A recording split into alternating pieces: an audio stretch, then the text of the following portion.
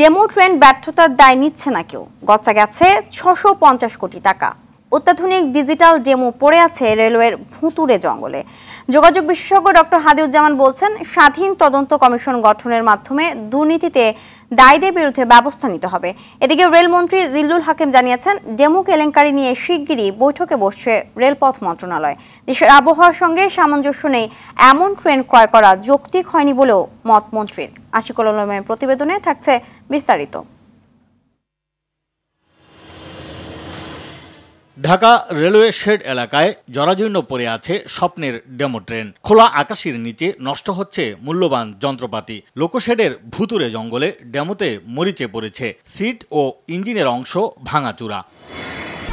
1, 2, 3 ঢাকায় জমি জিতে নিন 100% ক্যাশব্যাক সহ 20 কোটি টাকার পুরস্কার।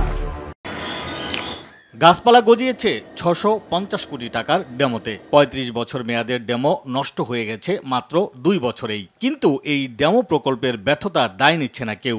আর এখন কোনো অবস্থাতেই এগুলো মেরামত করা সম্ভবও নয়। এক একটা ডেমো এখন কঙ্কাল। রেলমন্ত্রী জিল্লুল হাকিম জানান, চীনা ঠিকাদারি কোম্পানির কাছ থেকে যন্ত্রপাতি সংগ্রহ করা আর ডেমো মেরামত বিষয়ে রেলওয়ের পরিপূর্ণ কারিগরি সক্ষমতা না থাকায় জটিলতায় পড়েছে রেলওয়ে। যেগুলো আমাদের আবহাওয়া উপযোগী না, সেগুলো আসলে মনে হয় যে আনাটা সঠিক হয় নাই। এখন এগুলো চালু করতে গেলে যে টাকা লাগবে, এই টাকা দিয়ে এই ট্রেনগুলো চালু করা যুক্তিযুক্ত হবে না, কারণ সেটা আমাদের জন্য লাভজনক হবে না। এগুলো নিয়ে আমরা বসে এ ব্যাপারে আমরা দেখি কি করা যায়। যোগাযোগ বিশেষজ্ঞ হাদিউজ্জামান বলছেন, ডেমো ক্রয় পরিকল্পনা থেকে শুরু করে বিদেশে যাওয়া কর্মকর্তা এবং বাস্তবায়নে সংশ্লিষ্ট কর্মকর্তারা এর দায় এড়াতে পারেন না। সরকারি অর্থ মানেই সাধারণ জনগণের অর্থ।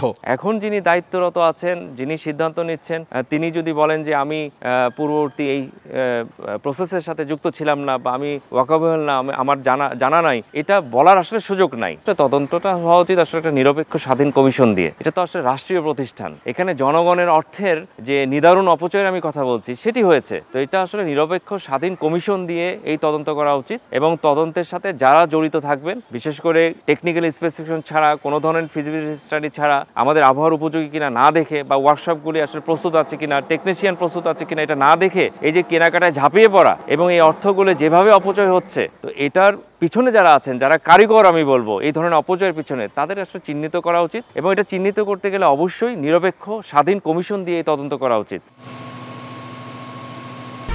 1, 2, 3 ঢাকায় জমি জিতে নিন 100% ক্যাশব্যাক সহ 20 কোটি টাকার পুরস্কার।